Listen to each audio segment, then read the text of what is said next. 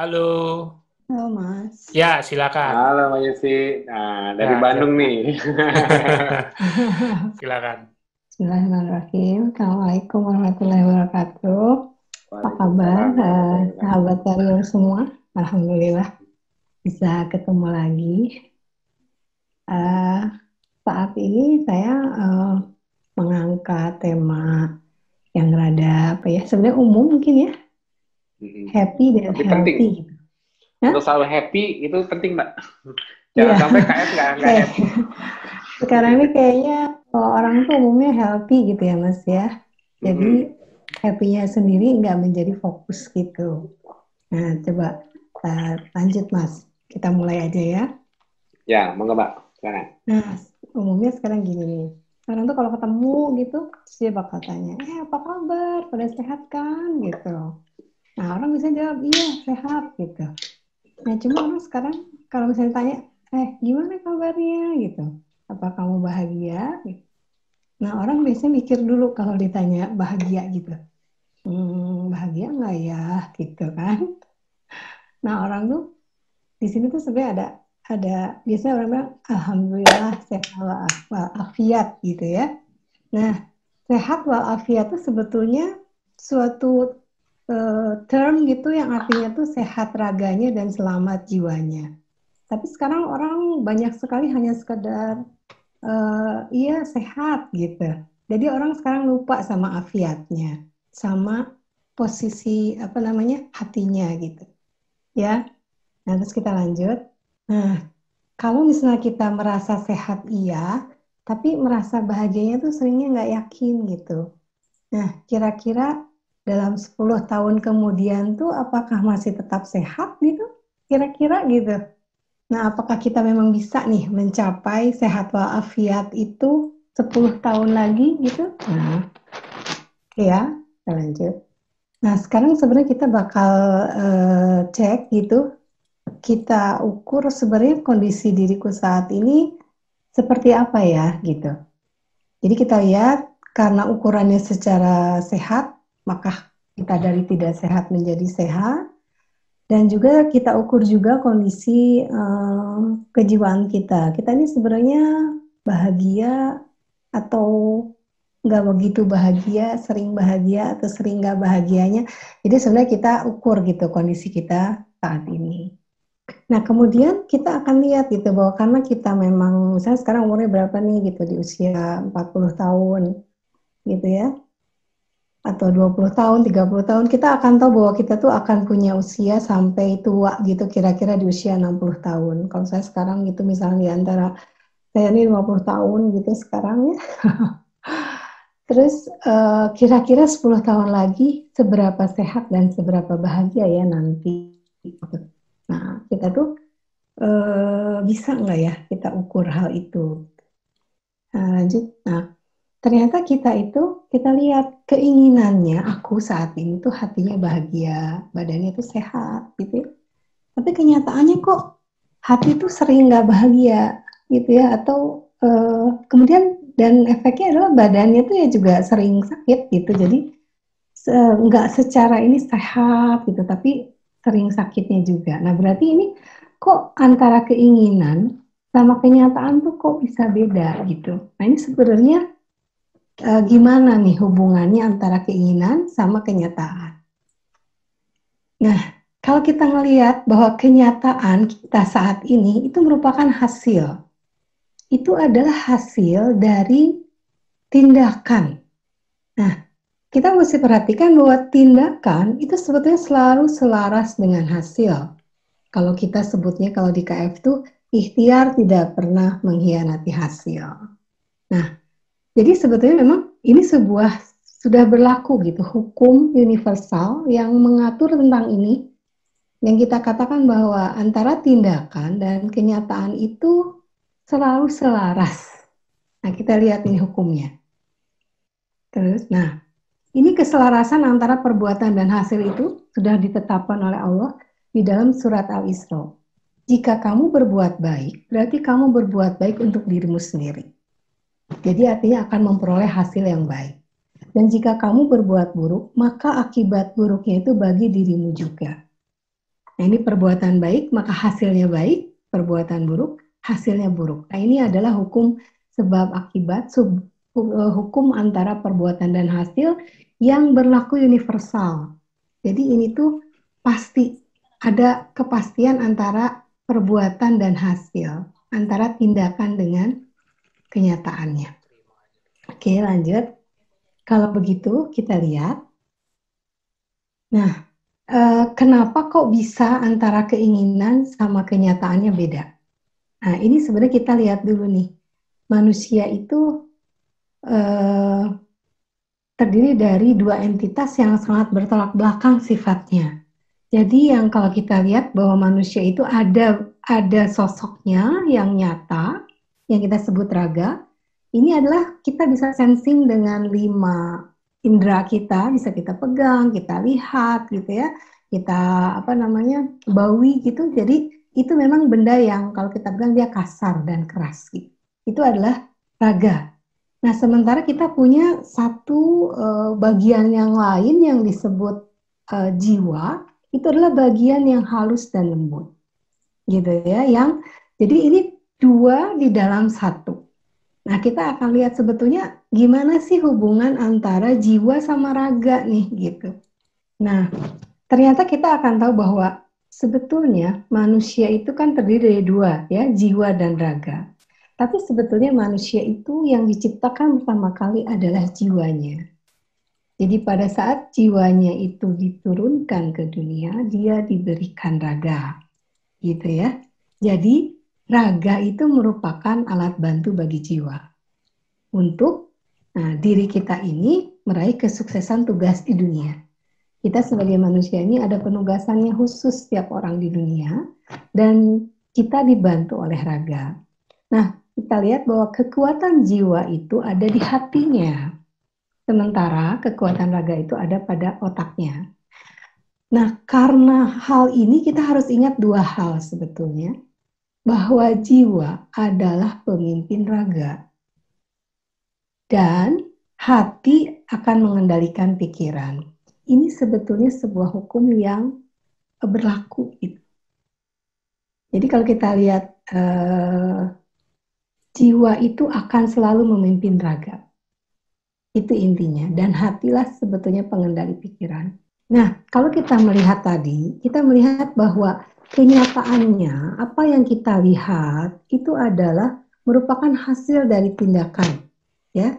Dan tindakan itu adalah upaya untuk mewujudkan keinginan. Keinginan itu adanya di mana, gitu. Sebetulnya keinginan itu adanya di hati.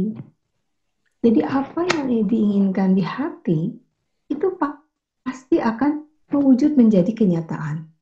Tindakan itu selalu akan mewujudkan keinginan di dalam hati. Nah, kalau ternyata antara keinginan dan kenyataan, kok beda ya? Saya inginnya sih sehat gitu, tapi kok jadinya sakit. Saya sih pengennya bahagia gitu, tapi kok tahu-tahu jadinya seringnya tuh nggak happy malah gitu ya. Nah, sebenarnya ini kita melihat bahwa antara keinginan, tindakan, dan kenyataan ini sebetulnya adalah sesuatu yang selaras gitu. Kita bilang kalau kenyataan itu tidak akan pernah mengkhianati tindakan. Dan tindakan itu adalah upaya untuk mewujudkan keinginan. Jadi sebetulnya antara keinginan, tindakan, dan kenyataan itu merupakan sebuah garis lurus. Nah, di sini keselarasan antara keinginan, tindakan, dan kenyataan. Jadi keinginan sebetulnya dia adalah kita sebut bibit gitu. Kemudian kita tindak, kemudian kita tanam, dan akhirnya kita mendapat hasil gitu ya. Nah, kalau kita menanam sesuatu yang baik, tadi kita bilang positif, nah kemudian tindakan kita pasti akan baik gitu, dan hasilnya akan positif. Jadi kalau misalnya kita bilang kita ingin bahagia, kita tuh tahu bahwa bahagia itu kita pasti harus ada aturan yang diikuti sehingga hasilnya akan sehat. Nah, tapi kalau kita sakit, kita tahu bahwa sakit itu pasti hasil dari perbuatan-perbuatan negatif. Karena hukumnya di atas seperti tadi, bahwa hasil negatif itu dari tindakan-tindakan negatif.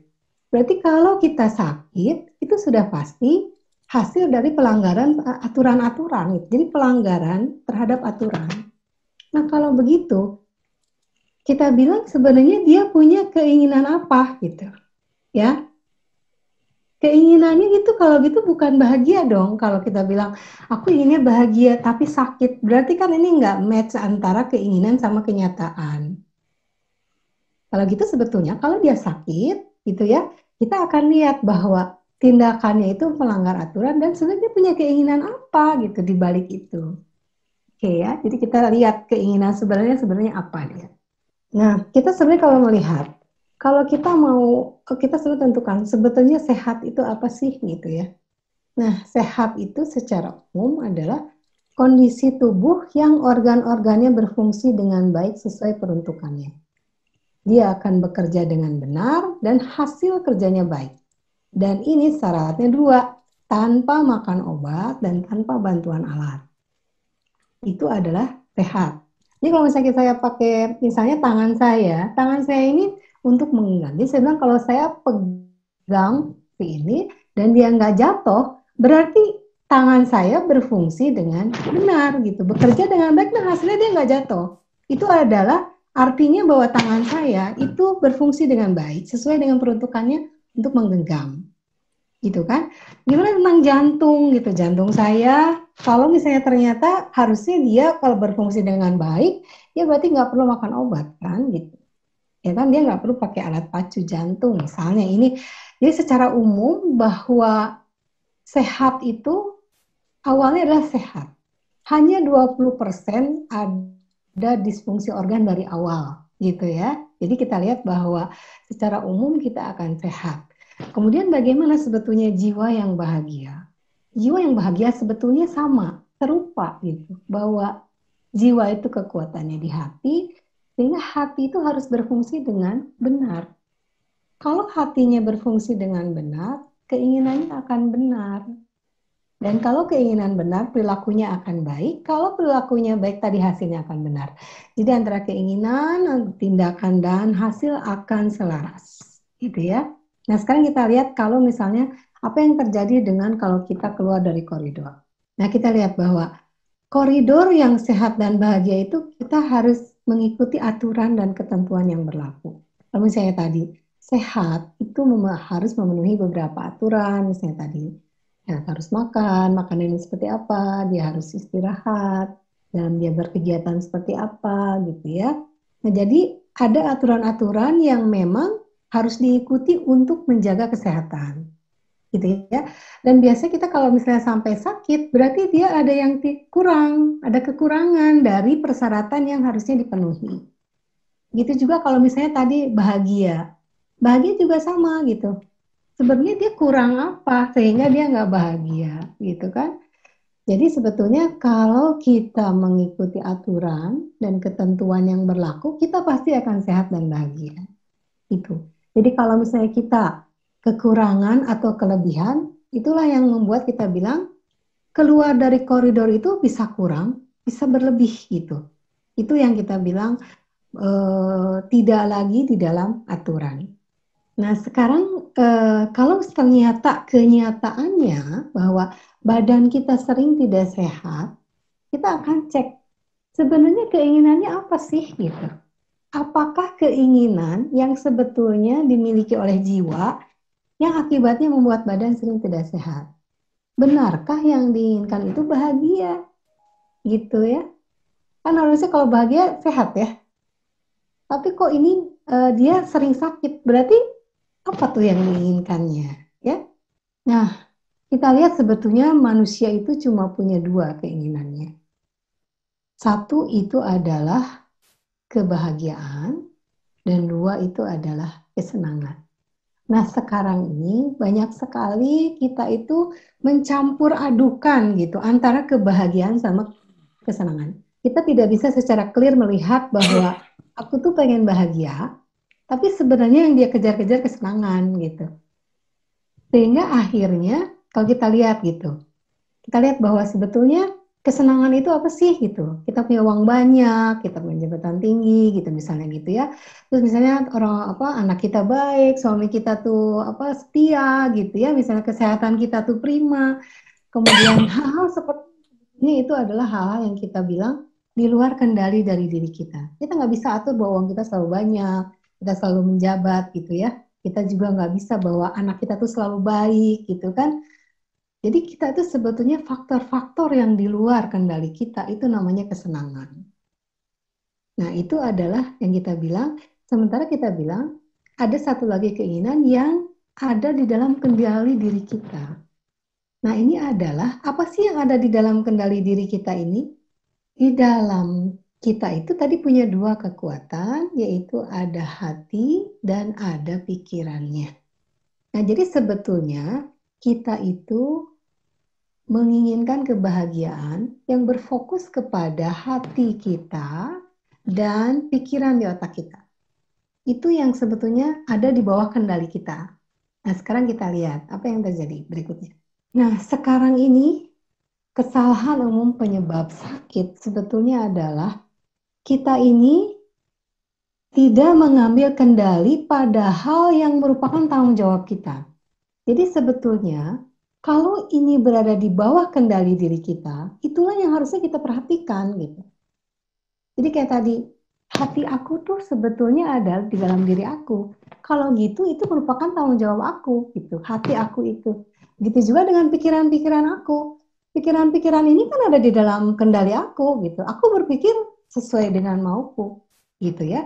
Nah, jadi sebetulnya dua hal ini antara pikiran dan perasaan kita itu adalah tanggung jawab diri kita. Sementara kita itu sering sekali mengatur perasaan dan pikiran orang lain gitu. Kita bilang gitu, jadi seperti tadi kondisi lingkungan, kebijakan pemerintah, sesuatu yang sebetulnya kita tidak bisa kendalikan itu. Kita mungkin hanya bisa melihat bagaimana kita merespon hal itu. Tapi sesuatu yang terjadi di luar lingkungan kita, kita tidak bisa mengendalikan itu. Jadi dengan begitu, apa yang terjadi bahwa kita itu ingin mengambil kendali pada faktor-faktor yang tidak bisa kita ada kuasa untuk mengendalikannya. Sehingga akhirnya kita menjadi terbebani gitu, karena ngerasa hati kita menjadi tidak suka karena kita tidak bisa mengendalikan. Padahal memang itu tidak punya kuasa. Jadi akhirnya itu yang menyebabkan dua hal ini. Kalau kita melakukan keseimbangan bahwa bahagia itu adalah kita mengambil kendali atas tanggung jawab kita, yaitu adalah pikiran dan perasaan kita. Dan kita melepaskan gitu apa yang memang menjadi tanggung jawab orang lain. Jadi kalau kita menginginkan untuk mengendalikan faktor luar, udah pasti kita akan sakit. Oke ya. Nah, sekarang kalau kita melihat bahwa jiwa itu, keinginan yang benar itu adalah bahagia. Kenapa dia seharusnya menginginkan kebahagiaan? Karena kebahagiaan itu berada di dalam kendali dia. Sesuatu yang berada di dalam kendali dia itu sebenarnya harusnya tenang dia, gitu ya. Kalau dia hatinya tenang, maka tindakannya akan benar dan raganya akan sehat, gitu kan? Nah, kalau dia keinginannya salah, dia tadi karena yang dia lakukan itu adalah dia meraih kesenangan yang merupakan faktor luar, di luar kendali dirinya, makanya hatinya jadi sering gelisah gitu. Karena dia ngerasa dia menginginkan sesuatu yang tidak mampu dia kejar gitu. Udah pasti kan jadi hatinya sering gelisah. Kalau hatinya udah gelisah, pasti tindakan-tindakannya salah gitu. Kalau tindakannya salah, hasilnya pasti buruk. Jadi sebenarnya inilah yang kita bilang keinginan-keinginan kita itu yang menjadi kunci sebetulnya sehat atau sakitnya kondisi raga kita. Nah, kemudian seperti ini contoh aja ya, contoh sederhana. Jadi jiwa itu pemimpin raga, itu adalah sebuah hukum yang berlaku. Jadi jiwa pemimpin raga, tadi hati kemampuan jiwa itu mengendalikan pikiran. Kita lihat bahwa kita punya keinginan secara umum orang tua itu ingin mengendalikan anak. Anak-anak itu inginnya baik, anak-anak itu inginnya nurut gitu ya. Sementara kita lihat anak itu faktor luar yang sebetulnya tidak bisa kita kendalikan walaupun kita orang tuanya. Anak itu punya keinginan sendiri gitu ya. Anak itu punya masalahnya sendiri, tantangannya sendiri yang berbeda sama orang tua. Sehingga sebetulnya kita tidak bisa mengendalikan dia. Kamu harus begini, kamu harus begitu gitu. Nah itu sebenarnya kita nggak bisa. Nah tapi karena kita ingin mengendalikan dia gitu, ayo dong kamu rajin gitu. Padahal dia lagi nggak rajin. Nah itu kan. Nah itu tuh hati kesel kan, lama-lama, aduh, ini anak nih kenapa sih nggak bisa dibilangin gitu misalnya ya. Nah kan kita akhirnya jadi stres gitu karena kita menahan kekesalan. Nah kalau kita stres biasanya kita mencari cara untuk melepaskan stres itu. Dan biasanya yang paling ini adalah seperti kita akan mencari kenikmatan. Disebutnya adalah kita yang paling gampang makan. Makan itu nggak ada hubungannya sama orang lain soalnya. Jadi makan itu sesuatu yang memang urusannya sama diri kita sendiri. Jadi kita biasanya ambil makanan. Dan tadi hati kita yang gelisah ini dia akan mencari sesuatu yang memang sesuai. Nah, otak tuh bakal nyari. Otak tuh bakal nyari makanan apa nih yang cocok untuk orang yang stres gitu. Nah, ternyata orang yang paling makanan yang cocok dengan orang yang stres itu adalah makanan yang manis. Dan dia bilang karena orangnya juga namanya lagi stres, dia tuh makan akan berlebihan. Jadi akhirnya asupannya udah manis ya, kemudian dia berlebihan, akhirnya kan jadi kepada tubuh nggak sehat. Nah pola ini berulang terus, karena kan keinginan mengendalikan anaknya terus-terusan, mengendalikan suami, mengendalikan cuaca, mengendalikan segala macam di luar kita itu banyak banget sumber stresnya gitu. Yang intinya adalah selalu kita ingin mengendalikan faktor luar. Nah itu ya. Nah jadinya akhirnya karena pola-polanya berulang, nah itu tadi, hatinya tuh sering banget nggak bahagia gitu. Karena dia kerjanya mikirin orang, bukan mikirin diri sendiri. Gimana ya ini ya, gimana ya itu ya gitu kan. Akhirnya dia gelisah terus. Nah karena namanya juga orang gelisah, tindakannya jadi salah. Dan kalau tindakan salah, itu biasanya aturan akan dilanggar. Harusnya udah tidur, dia masih aja gitu ya, nggak bisa tidur gitu kan. Terus harusnya dia olahraga, dia malah mager, malas nonton TV gitu. Jadi sebetulnya banyak aturan yang dilanggar. Harusnya dia tadi bete, dia lakukan gerak atau sesuatu dan dia nggak lakukan. Akhirnya apa? Hasilnya akan buruk. Jadi karena hati yang gelisah, tindakannya salah, banyak aturan yang dilanggar, maka hasilnya akan buruk. Nah sekarang kita lihat bahwa kondisi kita ini sekarang udah buruk. Jadi kita sebetulnya tahu ya bahwa kondisi kita ini udah kepalang buruk, udah kepalang sakit gitu ya.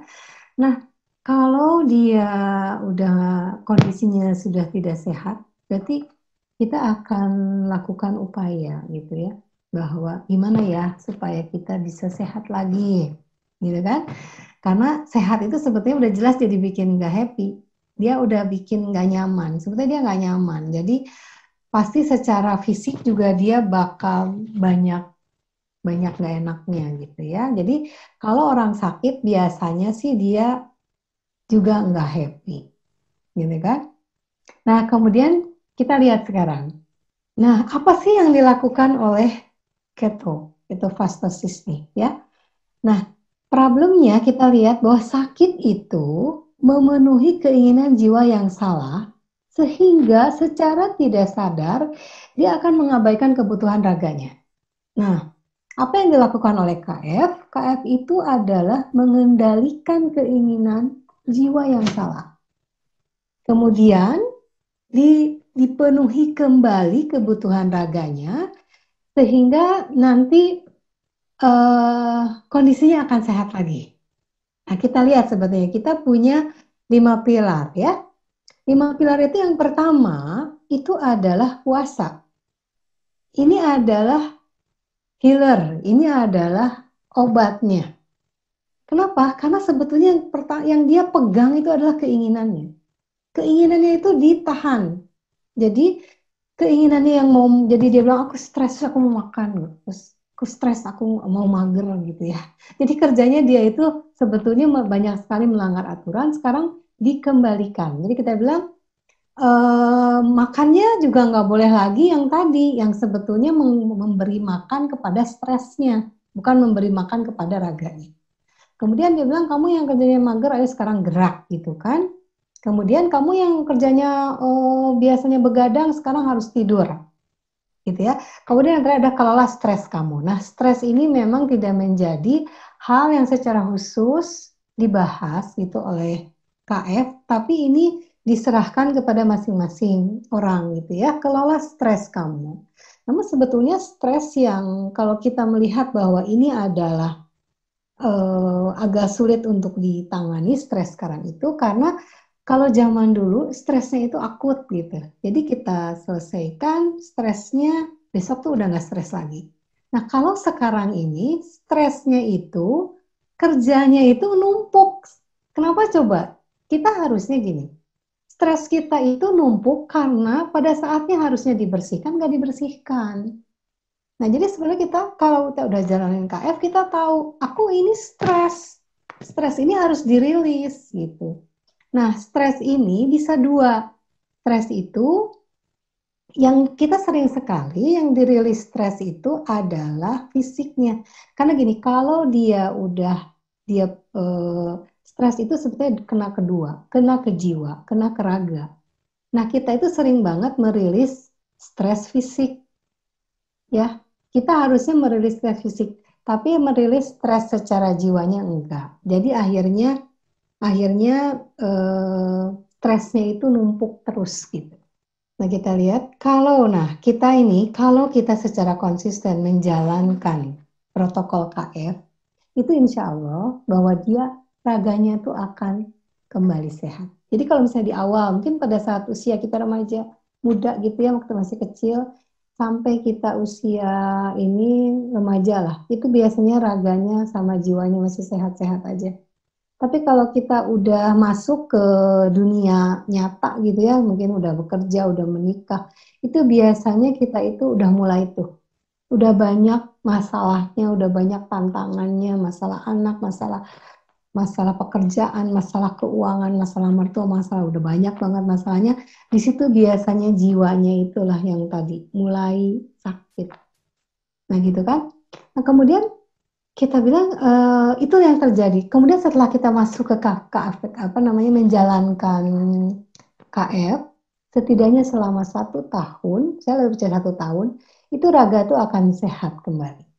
Ya, dia udah cukup lama gitu ya. Sebetulnya mungkin 6 bulan udah kelihatan, tapi saya lebih percaya kira-kira setelah 1 tahun raga kita itu akan kelihatan sehat, akan kelihatan langsing, berenergi, kita kelihatan gitu ya, happy kita itu ya. Tapi sebetulnya kalau kita lihat seberapa sehat jiwa kita nggak suka ukur gitu ya. Karena itulah biasanya kita lihat setelah 2 atau 3 tahun, apakah masih tetap stay di KF? Atau dia sebetulnya banyak sekali orang itu setelah menjalankan KF, dia berhenti gitu ya. Dia bilang, nah berarti sebetulnya kita ngelihat kalau dia setelah 3 tahun gitu dia apakah raganya akan tetap sehat? Bagaimana kondisi jiwanya? Jadi sebenarnya kita tidak tahu setelah KF-nya setelah raganya sehat akan bertahan berapa lama gitu. Itu sebetulnya kita mesti cek kondisi jiwanya seberapa sehat.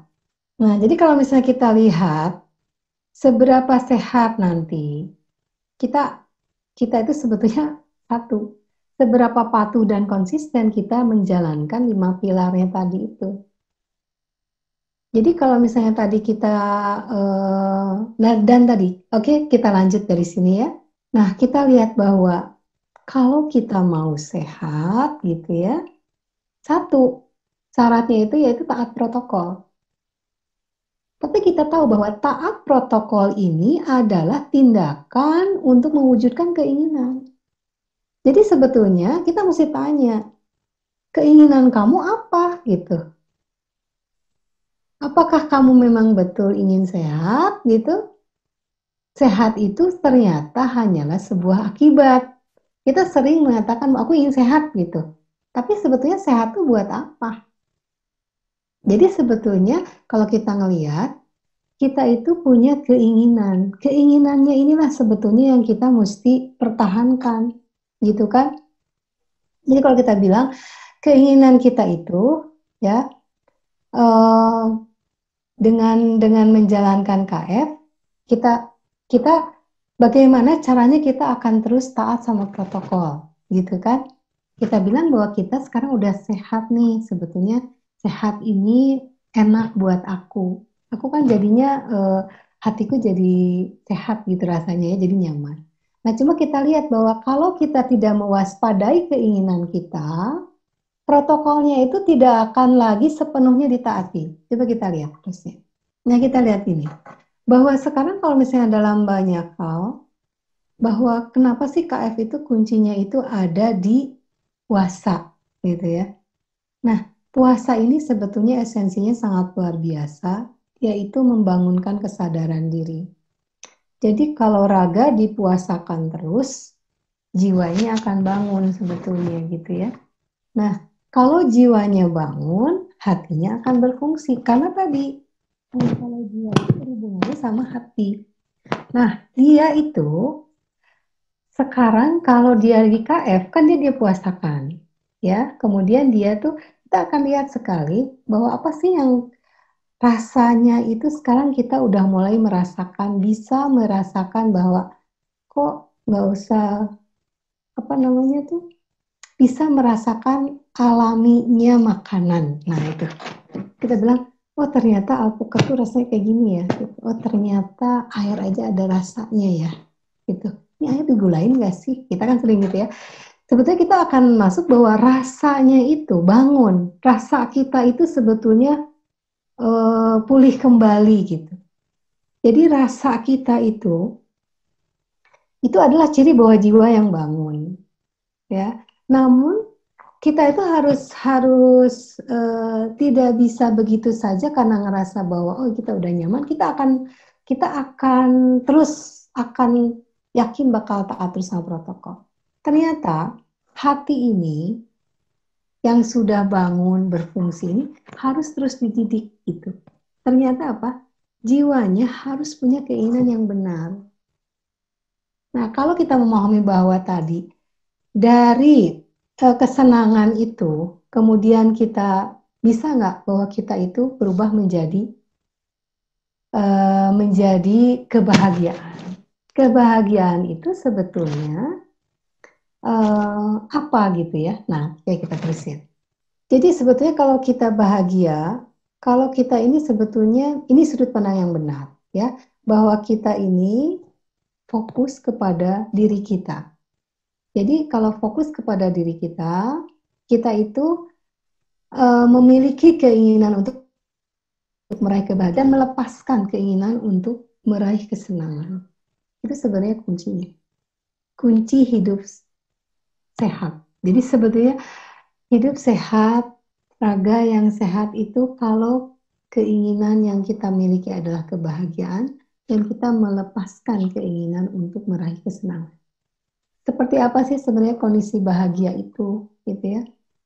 Manusia itu diri sejatinya jiwa. Jadi manusia itu jiwa dan raga. Tapi karena diri sejatinya adalah jiwa, ukuran kesuksesannya sebenarnya pada kondisi hati dia. Kondisi hati yang bahagia itu adalah ini berdasarkan Sang Pencipta. Jadi yang mengatakan hal ini itu adalah Pencipta manusia. Dalam Al-Quran disampaikan bahwa bahagia itu adalah suatu kondisi di mana kita tidak merasa khawatir gitu ya akan masa depan dan juga tidak sedih akan masa lalu. Jadi kita nggak khawatir masa depan tuh belum datang gitu. Kemudian juga kita tidak sedih akan masa lalu karena hari itu sudah lewat. Nah, ciri jiwa yang bahagia itu dia bersemangat menjalani kehidupan masa kini. Jadi, hari ini yang dijalani dengan semangat itu menunjukkan bahwa sebenarnya hatinya bahagia. Karena kita lihat bahwa kalau dia nggak semangat menjalani kehidupan hari ini, dia tuh gitu. Dia sebetulnya banyak banget hidup di masa depan yang belum jelas, atau dia ingat-ingat ke yang lalu gitu ya.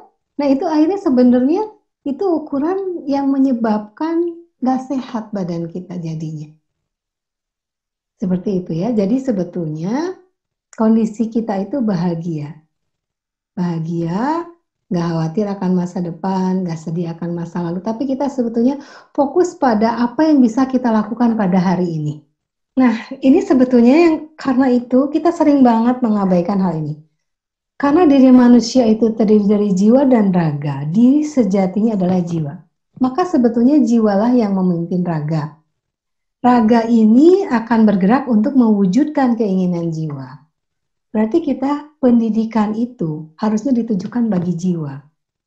Karena jiwa alat kecerdasannya hati. Nah, apa sih sebetulnya? Mencerdaskan hati sehingga dia keinginannya tuh benar.